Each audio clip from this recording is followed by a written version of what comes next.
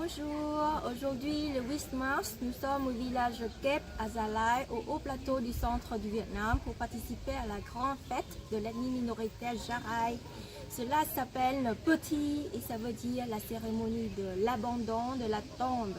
Derrière moi, c'est la scène de la préparation.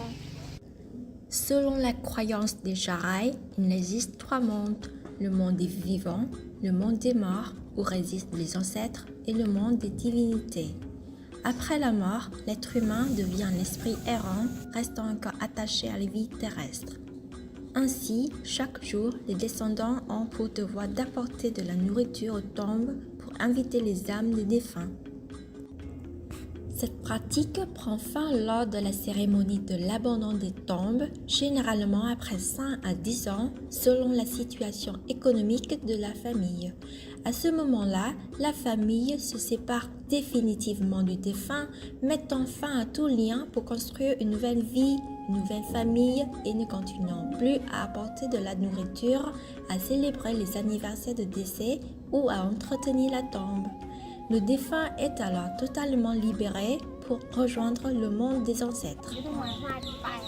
Madame Re Chamkit, l'une des aînées du village, a déclaré: cette année, 3 familles se sont réunies pour organiser la cérémonie d'adieu à leurs proches décédés il y a 12 à 20 ans. Ils ont besoin de 2 à 3 mois pour préparer l'argent, les buffles, les objets rituels, les offrandes avant que la cérémonie officielle ne commence. Selon la tradition, un mois avant la cérémonie de l'abandon des tombes, les Jarai se rendent dans la forêt pour choisir du bois de qualité, pour construire des statues de tombes et pour nettoyer et réparer une dernière fois la tombe. Les statues de tombes sont des sculptures uniques érigées par les mains talentueuses des artisans du village. C'est ainsi que les vivants expriment leur profonde affection envers les défunts. Il existe de nombreuses interprétations différentes de la signification des statues des tombes. Les statues près du centre représentent toujours l'amour et symbolisent la prospérité, le désir d'une vie heureuse dans l'au-delà. Aux 4 coins se trouvent les statues de personnes assises, le visage entre les mains, exprimant le chagrin de ceux qui doivent dire adieu aux défunts. La statue d'un homme tenant un lapin symbolise la joie du travail et de la chasse. La statue d'une femme enceinte représente le rôle fonctionnel des femmes dans la procréation et les soins familiaux. À l'approche du jour de la fête, les jeunes du village commencent à rassembler des bambous, du bois sec et à installer des tentes pour les invités venant participer à la cérémonie de l'abandon des tombes. Ils érigent des perches hautes symbolisant les défunts, plantent des pieux pour attacher les buffles, allument des torches, préparent des petits plats dans les feuilles de bananier, construisent des cuisines de fortune et sortent des casseroles et des poêles. Le premier jour, à partir de 16h, les habitants du village, des villages voisins et quelques touristes connaissant la cérémonie de l'abandon des tombes se rassemblent ici. Chaque femme du village apporte un gros panier contenant du cumlam glicouliant dans le bambou, du crête, banane verte mélangée avec des graines de sésame noir, des gâteaux de riz soufflés, déjà de l'alcool de riz pour se partager et inviter les visiteurs. La cérémonie de l'abandon des tombes est un événement particulièrement important pour les Jarai.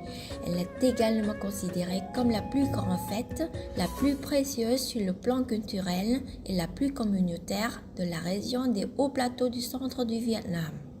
On peut voir de nombreuses émotions différentes exprimées ici.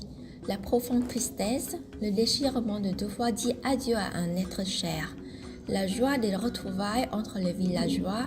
Ils travaillent ensemble, partagent des repas et des boissons et ils se divertissent après une saison de récolte abondante.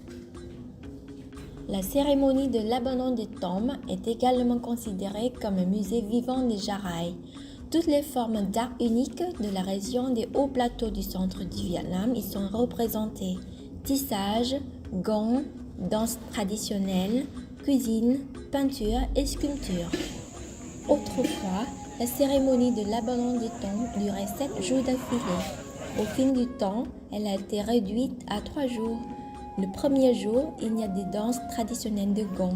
Le deuxième jour, les buffles sont sacrifiés et les esprits des ancêtres sont accueillis et accompagnés sous forme de déguisement en fantôme de boue. Le dernier jour est réservé à la famille. Au coucher du soleil, des feux sont allumés.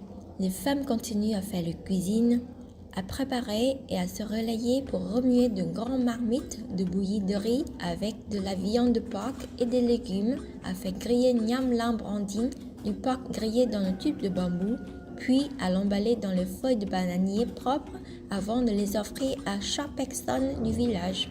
Ils mangent, discutent, rient ensemble dans la fumée des feux de camp, dans un état d'ébriété joviale. C'est vraiment un repas communautaire plein de sang humain et totalement en harmonie avec la nature.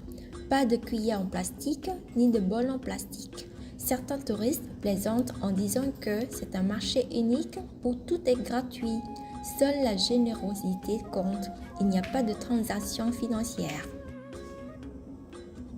Au coucher du soleil, la cérémonie tant attendue se déroule avec les gongs et les danses traditionnelles de soir autour du groupe de tombes prêtes à être abandonnées.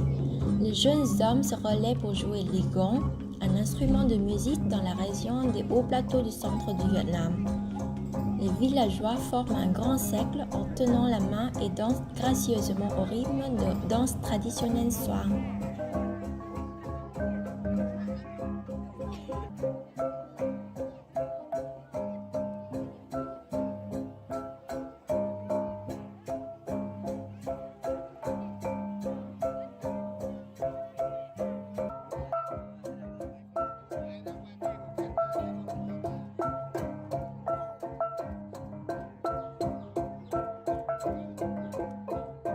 De nombreux sons différents et inhabituels, apparemment sans rapport les uns avec les autres, résonnent du grand tambour, des petits gongs, mais finalement ils se combinent harmonieusement pour créer une musique ethnique à la fois majestueuse, mystérieuse et émouvante.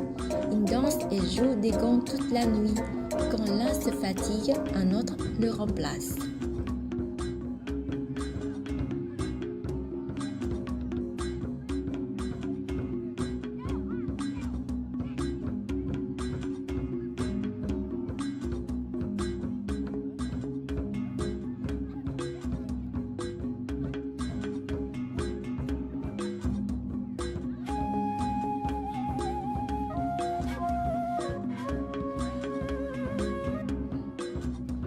La présence la plus mémorable lors de la fête est celle des 3 Brahms, esprits des ancêtres. Selon la croyance des Jaraï, les Brahms sont des représentations des défunts revenus pour se réjouir avec les habitants du village près des tombes.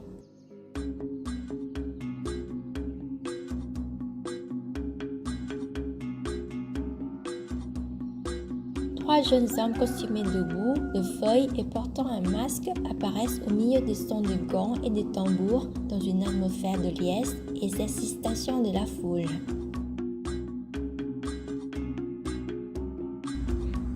Ils font le tour des tombes avec des gants, jettent de la boue sur les spectateurs, puis disparaissent rapidement comme des esprits, laissant un silence dans le cimetière.